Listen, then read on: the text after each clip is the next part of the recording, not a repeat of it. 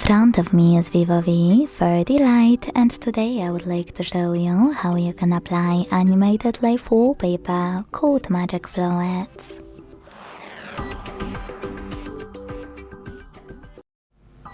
Begin by opening Play Store and downloading free app called Magic Fluids Lite Fluid Sim from Mad Scientist. When it's ready, launch it, and to mute the music, click at the bottom left corner.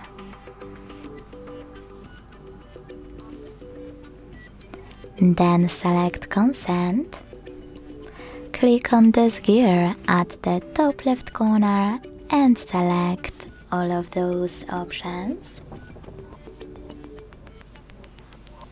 Over here, to adjust your wallpaper however you wish to. You can check out Preview at the top. You can also choose presets on the left, tap on the best one for you and choose Yes in the pop-up. Then adjust it. And when you finished, click at the top right corner. Then bottom right corner. Set as live wallpaper. Yes.